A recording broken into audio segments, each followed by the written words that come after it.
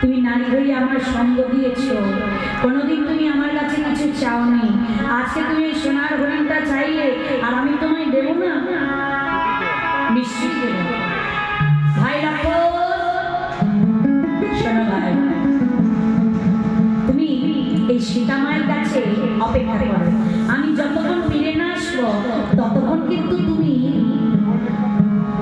এই সীতামাকে ছেড়ে কোথাও যাবে না।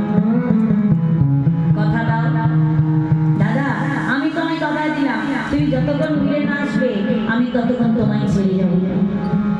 বললো বেশ। রামচন্দ্র বন থেকে বল গভীর করে চলে গেলেন ওই সোনার হরিণটাকে ধরবার জন্য। এই সোনার হরিণটা কে বাবা? এই সোনার হরিণটা হলো মায়ামারীচ রাক্ষস রাবণ রাজা পাঠিয়েছিলেন।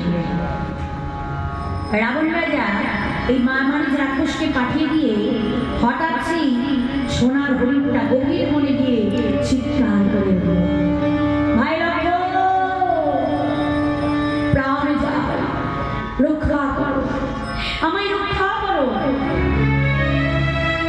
যেই না চিৎকার করে উঠেছে সীতা দেবী শুনে বলছে, ভাই লক্ষ্মণ যাও, ডাকছে তোমার ভাই, তোমার দাদা ডাকছে তোমাকে, দয়া করে ভাই তুমি যাও, নিশ্চয়ই নিশ্চয়ই তোমার দাদা বিপদে পড়েছে, শীঘ্র করে যাও। না মা, আমি তোমায় ছেড়ে যেতে পারবো না, আমার দাদার আদেশ, সে যতক্ষণ ফিরে না আসবে আমি তোমায় ছেড়ে যাব না। হরি বল বাবা। কিছুক্ষণ পরে আবার ওই সোনার হরিণটা চিৎকার করে উঠল, ভাই লক্ষ্মণ, প্রাণ যায়, আমায় রক্ষা করো প্রাণের ভাই। সেটা বিচলিত হয়ে গেলেন, ভাই লক্ষ্মণ আর না, আর বিলম্ব করো না, আর বিলম্ব করো না, সত্যি বলছি তোমার দাদা নিশ্চয়ই কোনো বিপদে পড়েছে, যাও যাও তাকে কি রক্ষা করো। না, আমি দাদার আদেশ পালন করবো, আমি ছেড়ে যেতে পারবো না। ও বুঝতে পেরেছি, তার মানে এই সুযোগটা তুমি কাজে লাগাতে চাও, তোমার দাদা নেই, এই সুযোগে তুমি আমার প্রতি আকৃষ্ট হয়েছে। হতে পারে তুমি আমার বৌদি, কিন্তু আমি তোমাকে মাতৃজ্ঞানে পূজা করি। জননী জন্মভূমিশ্চে স্বর্গাদপি করিয়সি, যে জননী স্থান স্বর্গের উপরে, আমি তোমাকে মাতৃজ্ঞানে পূজা করে তোমাকে সেই জায়গায় তুলে ধরেছি। মা গো, তুমি বৌদি বলে কি হবে, আমি তোমাকে মা বলেই জানি। যাকে একবার উদ্ধে নয়ন দেওয়া যায় তাকে কোনোদিন নিম্ন নজরে দেখা যায় না। মায়ের কৃষ্ণ নাই, তাহলে তুমি যাও। বেশ, তুমি যখন আমার কথা শুনলে না, আমি একটি গণগ্রী একটা গন্ডি কেটে দিলাম। কথা দাও, আমি যতক্ষণ ফিরে না আসবো তুমি গন্ডির বাইরে যাবে না। বেশ, কথা দিলাম, আমি গন্ডির বাইরে যাব না। এইদিকে রাবণ রাজা বাবা একটা ভিখারি ব্রাহ্মণের বেশ ধরে পাত্র কুটিরে এসে বললে, ভিক্ষাং দেহি মাতো, ভিক্ষাং দেহি মাতো, ভিক্ষাং দেহি মাতো। সীতামা আমার কিছু ফলকে থালিতে সাজিয়ে ভিক্ষা দিতে যাচ্ছে।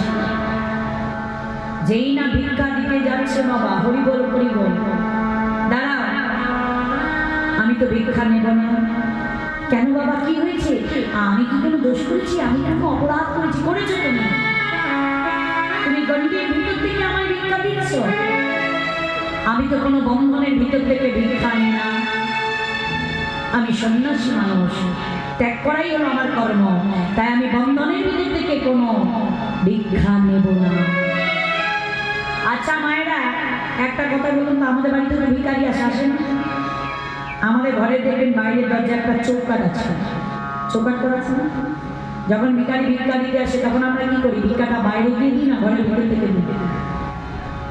বলুন খুশি করে দেন, ভিতরে থেকে না বাইরে থেকে? বলতে হবে বাইরে গিয়ে, এটাই তো ভুল। তাহলে চৌকাঠটা দিয়েছি কেন? চৌকাঠটা না দিলেই তো পারতাম।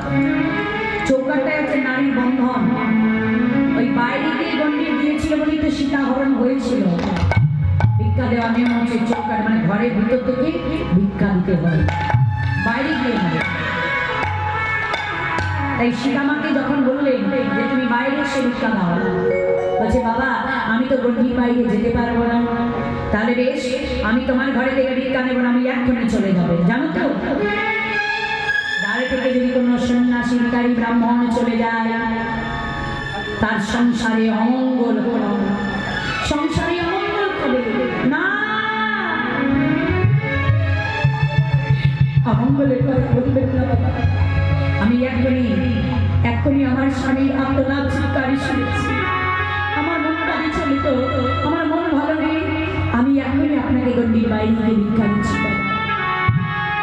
যেই না সীতা দেবী গণ্ডির বাইরে গিয়ে ভিক্ষা দিতে গিয়েছে, অমনি রাবণ রাজা নিজ মধ্যে ধারণ করে চুলের মুঠি ধরে টানতে টানতে রথে করে তুলে সীতাকে চুরি করে নিয়ে চলে গেল। অশোক কাননে গিয়ে সীতামাকে রাখলেন। অশোক যেখানে কোনো শোক নেই বাবা, অশোক কাননে সীতামা বন্দিনী হয়ে গেলেন।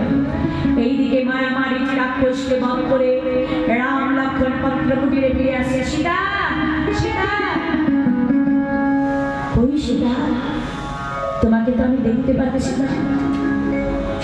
ঘরের মধ্যে শূন্য বুঝি কিচ্ছু নেই, সীতাকে খুঁজে বেড়াচ্ছে, কোথাও সীতাকে পাচ্ছে না। এবং সেমন করে খুঁজতে খুঁজতে রামচন্দ্র ক্লান্ত হয়ে গেলেন, কোথাও পেলেন না। অবশেষে পত্রকুটির বন্ধ করে রামচন্দ্র সীতা সীতা করে পাগল করে কাঁদছে। সীতা এত অজুর ধরে কাঁদছে, কৈলাসে হর পার্বতী স্থির থাকতে পারছে না। ভোলানাথের দক্ষিণ নয়নে জল, পার্বতী বাম নয়নে। ভোলানাথ বলছে পার্বতী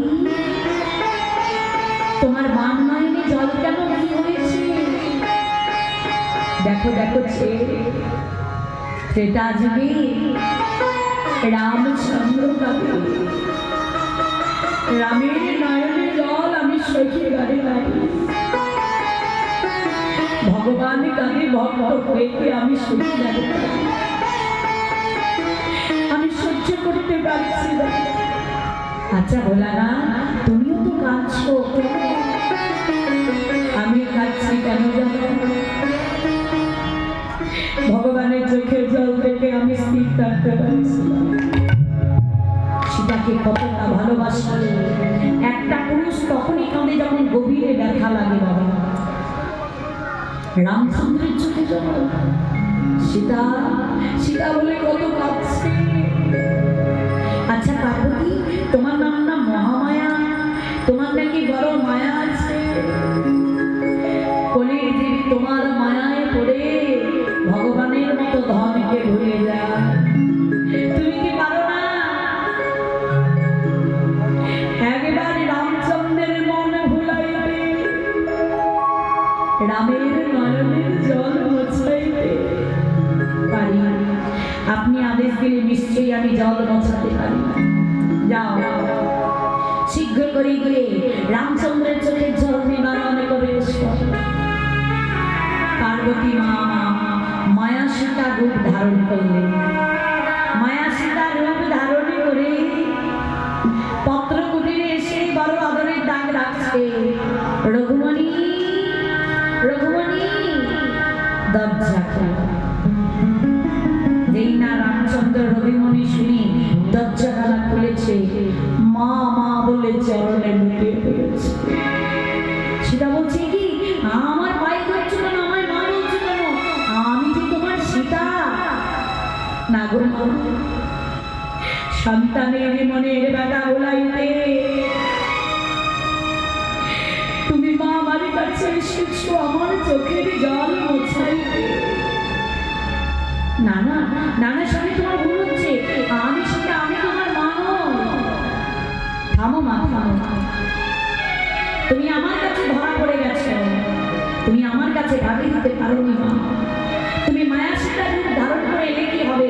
তুমি তোমার অঙ্গে সর্বকিছু লুকাইছো, কিন্তু তোমার ওই যে ত্রিনয়ন তুমি নয়ন নয়ন